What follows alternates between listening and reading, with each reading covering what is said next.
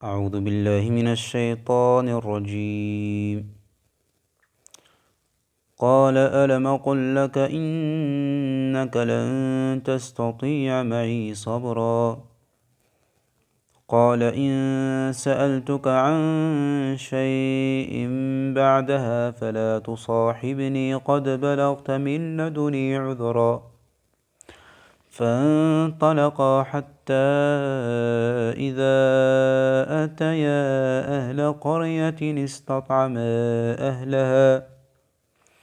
استطعما أهلها فأبوا أن يضيفوهما فوجدا فيها جدارا يريد أن ينقض فأقامه.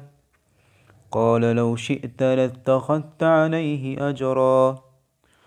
قال هذا فراق بيني وبينك سأنبئك بتاويل ما لم تستطع عليه صبرا.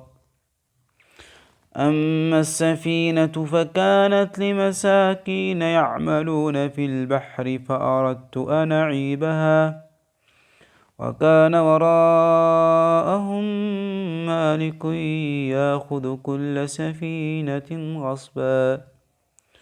وأما الغلام فكان أبواه مؤمنين فخشينا أن يرهقهما طغيانا وكفرا فأردنا أن يبدلهما ربهما خيرا منه زكاة وأقرب رحما. وأما الجدار فكان لغلامين يتيمين في المدينة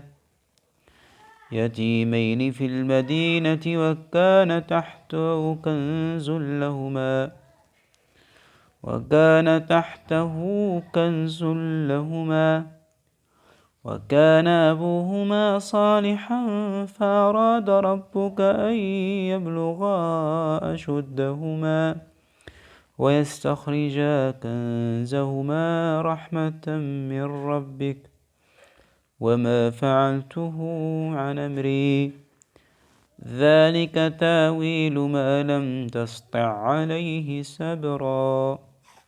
صدق الله العظيم.